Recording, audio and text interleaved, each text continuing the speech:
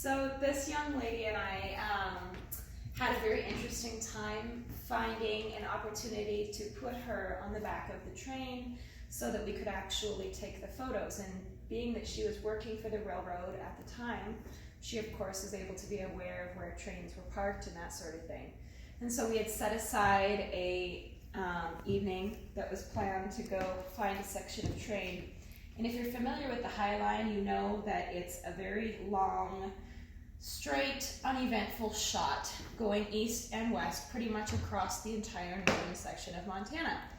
And in this case, she and I pretty much drove about 2 hours, almost completely to the edge of the Montana border without being able to find any vacant trains for her to get on the back of for these photos.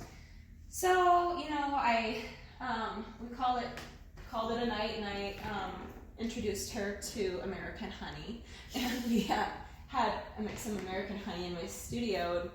I returned to work on this painting, which I was working on at the time, and the next night, as I was again painting, she called me and said, you know, there's a train available and it's right downtown. And I was like, okay, so I threw all my stuff together and went and picked her up.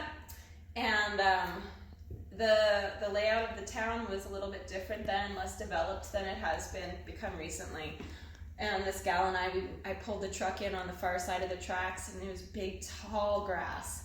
And I just remember her throwing off her bathrobe, and she had these zebra print slippers, and she's tall, long-legged, beautiful gal. And the place that the train was sitting was within like a half a block of the bar district in Glasgow.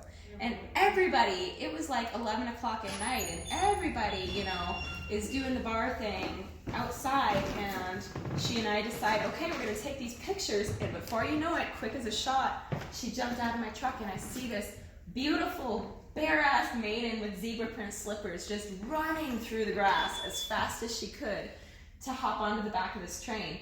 And then she climbed up there, you know, I snapped a few pictures, and then we just headed home.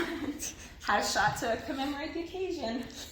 And she, like the others, these are clothes. This is one of her gloves. I didn't end up using both of them. I just wanted to use the one that had the writing on it. One of her vests.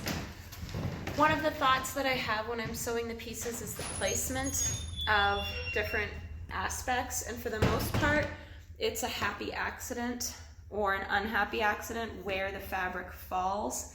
I'm usually basically looking for the dimensions of the surface that I'm creating, and for the most part, in the process of sewing these pieces, I've also been, you know, in the process of being a mother to a 2-year-old, both my oldest son and my current 2-year-old, you know, and chasing these kids. So part of the reason I sew the canvas by hand is because I can feel as if I'm working towards one of my artistic goals, and at the same time run in whatever direction my toddler is going, you know, and then just sit down and sew a few more threads into place and fold it up. So it's kind of like this like backpack type of process for me that really frees up my mental space because my hands are able to stay productive.